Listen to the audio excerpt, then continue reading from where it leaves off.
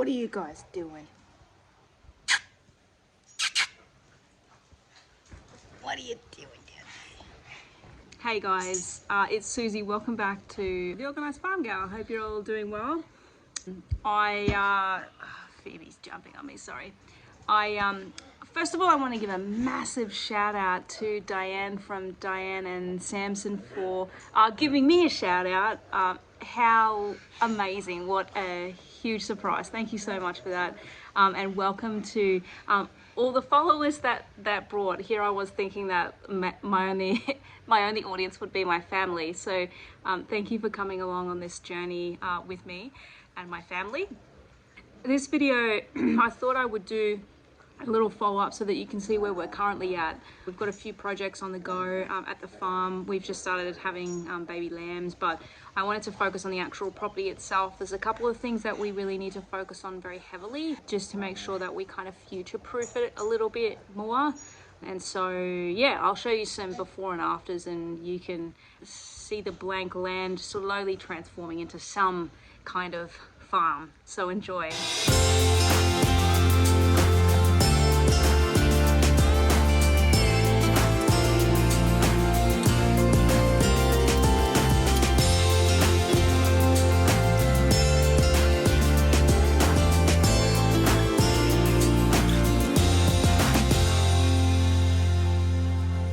So here's an aerial shot of our block, and just where the yellow line is actually where I'm going to take you on a tour. I'm going to walk down the driveway and hook a right, take you for a walk down to the creek, and then we'll just walk up the other side and cut across to the house.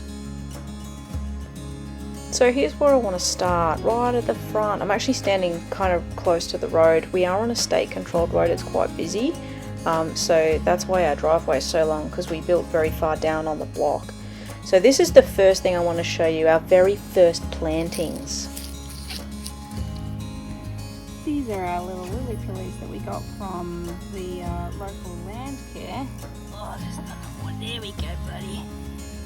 She's an absolute scorcher today, people. It is 35 degrees. So hopefully these guys, with a little bit of water here, won't die. But as you can see, we planted along the full 100 metres. Off the front of the property, and they'll all essentially grow to be a really big bush, and then you won't be able to see all this fencing.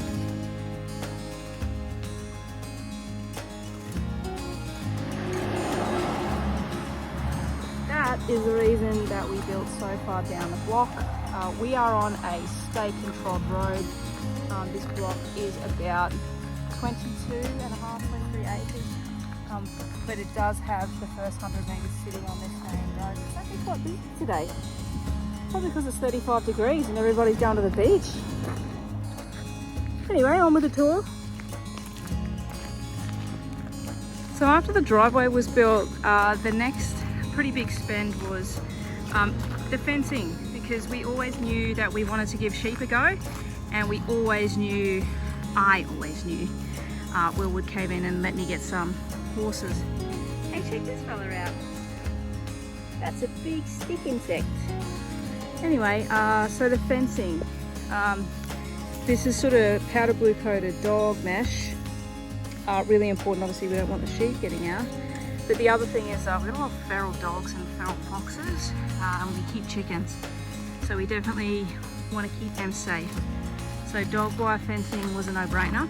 Now, we did make a mistake, and that mistake is coming up right about here. Now you can see in the background there, you should be able to see that fluorescent pink rug. That's Anna and Tim are in there. Darcy's actually way at the back, you probably can't see it in the video, but Anna is just small enough, therefore the sheep are small enough to fit through this 5-strand, which is super unfortunate. So this 5-strand we put through the middle of each of these paddocks, and as you can see, it is bowed. She's cooked. She is cooked. And why is that? That little girl and all the sheep have been freely wandering from paddock to paddock, which doesn't do well for the rotation of these paddocks and that is critical.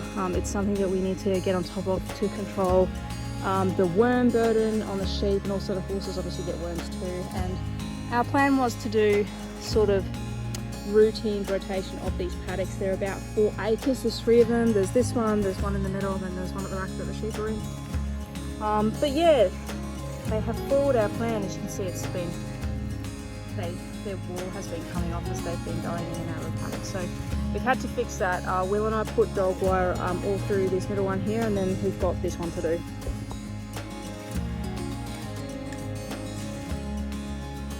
Look at these poor buggers. Roasting. They're absolutely roasting. Luckily you put the kids' trampoline up before Christmas because they've got some shade.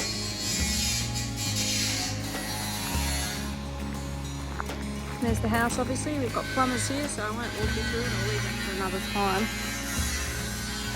Now over this way we've got a spare paddock in there for Darcy. We're going to go this way. You can see Will, there's Will working away. So as we walk down the paddock perimeter, I just want to point out this beautiful grey gum. Now this tree has become very special to us. Go and watch the goat video if you want to know why it's so special to us, but we spent a great deal of time trying to save him. His name is George W, by the way. Now as we head down toward the back of the paddock, sorry about my pinky finger in the shot there, I forgot my gimbal. But as we walk down, that's the neighbours just on the right hand side. This was of particularly importance, this section right here that you're looking at. There are some significant patches of erosion that we really need to fix ASAP. Now the gentleman from Landcare has provided us with a list of trees, and I'm going to pop some of them in that he recommended we plant to try and do a little bit of this ground control, because every time it rains it washes all the soil away. All manner of tracks I find here when I walk. But look at this. How enchanting. And it is enchanting because I don't come down here and disturb this patch, because this is a very unique ecosystem. The gentleman at Landcare was telling us it was home to some native quails that live in here and breed, so I don't bring the tractor down and I don't slash, and there's no livestock down here either. So I just think this is it's just so pretty and beautiful. You can just see our property boundary here now, and it comes down to the pinnacle, the piece de resistance. This is the reason. Well, I mean, there's this nice and stuff in there, a bit of a unusual type of ecosystem, but for me it was like, yay, trees. But what Will found in here was what sealed the deal. There is a reason this gate is here. I mean, the second you walk into it, like,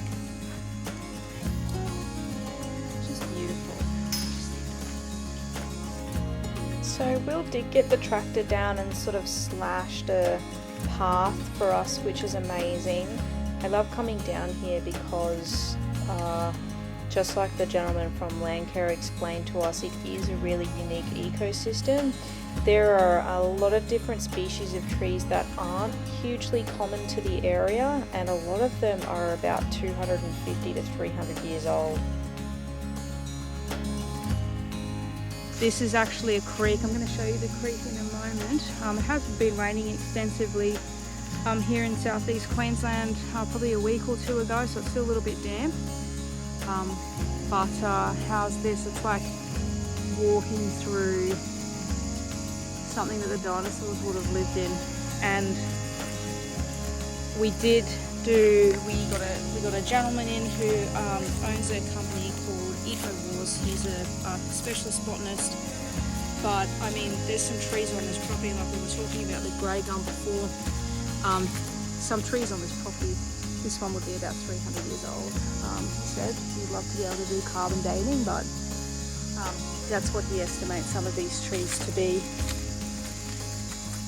because it is such a beautiful area. There's a little clearance here, And in this little clearing over to the left is the actual creek.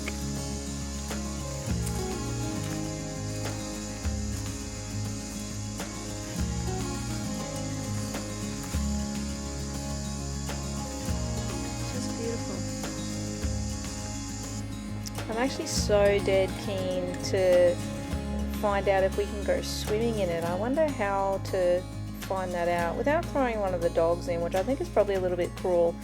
Look, I don't think there are any sort of beasties that live in there, but I'm not sure yet, and I'm not sure how deep it would be, but wouldn't it be so nice to take the horses for a swim down there? That's like my absolute dream. This property is probably about a 15-minute drive to the beach as well, because we're sort of on the southeast Queensland coast, so it will be nice maybe in a 35-degree day like it is now to pack the kids and the horses and the dogs into the cars and floats and head down to the beach. Well, I immediately regret this decision. We walked the horses through here the other day and the grass wasn't that high, so look at it now. Should be able to just see the roof of the house poking out. I'd love to do an orchard. I know Will wants to do an orchard in the front 10 acres. And then once that's established, we can have the sheep in there. There's so much amazing native grasses down here for the livestock, whereas at the front of the block, it's all African rat's tail, or giant rat's tail. I know I've whinged about that in previous videos, but it really is horrible. You need glyphosate to get rid of it, and even then you still got a poison, and it lasts in the soil for 7 years. Then every time you turn the soil up, they re-sprout.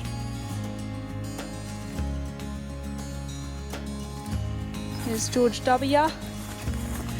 and the other grey gums. Now they're all named after different US presidents. The one in the middle is Barack Obama. This one's Bill Clinton. And what's weird about that? That they're named after American presidents. Sure, that is weird.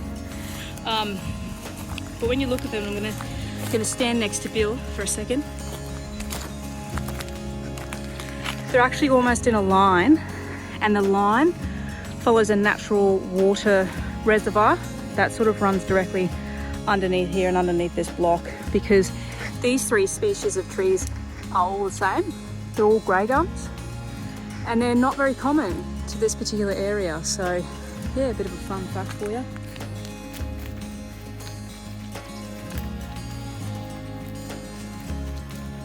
So from here you can see the house, you can see the shed, and in a sec you'll be able to see Darcy.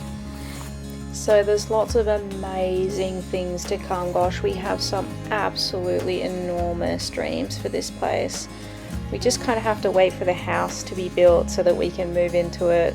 So thanks again for coming along on this little tour. I hope you enjoyed it, and I hope you're keen for some more progression videos as we keep going with our journey. See you later.